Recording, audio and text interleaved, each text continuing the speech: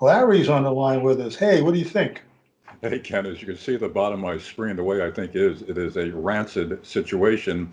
Whose fault it is, I'm not quite sure, but it's obvious that the conditions in these meat processing plants, even in ordinary times, Yeah, are really horrible.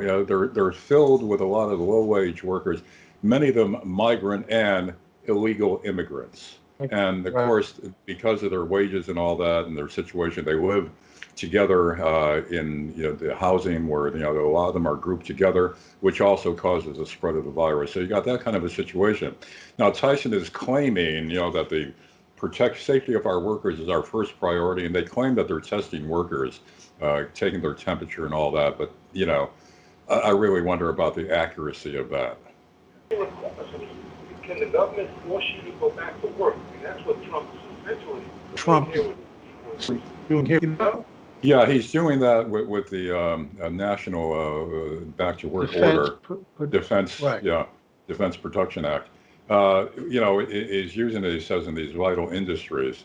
So, those who may also be subjected to it, again, it's a difficult situation because even though, Trump's Republican supporters and the corporations and all that are anxious to reopen because of the bottom line, there's Right. also merit to the argument that if this shutdown continues, the economy is going to fall apart. It's going to be very difficult to recover.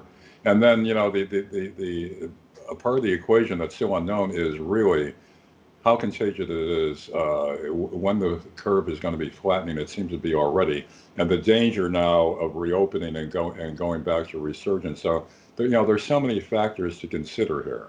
But Well, yeah, I mean, the other thing with the DPA, the Defense Production Act, is that he did not use it to force the manufacturers to make, buy the personal protection equipment. He could have done that. He could have forced them to make ventilators, but he didn't do that. And now he's doing it here. And I think it's just political. And then Tyson is, one of the contributors to his political campaign and that sort of thing.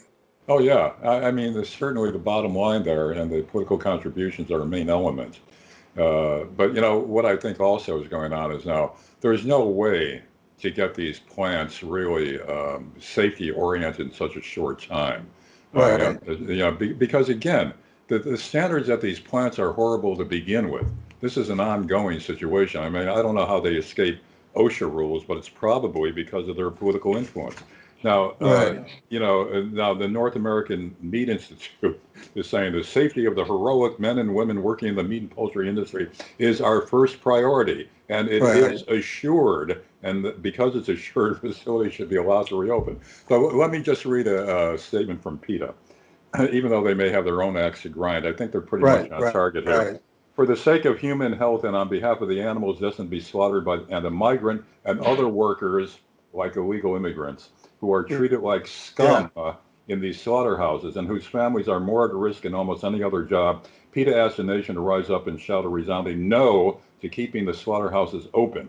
So, again, these slaughterhouses, the meat processing industry is rife with these unsanitary, unsafe conditions Yeah. to begin with. Right. And there's no Right. way they're going to turn that around as they're forced to go back.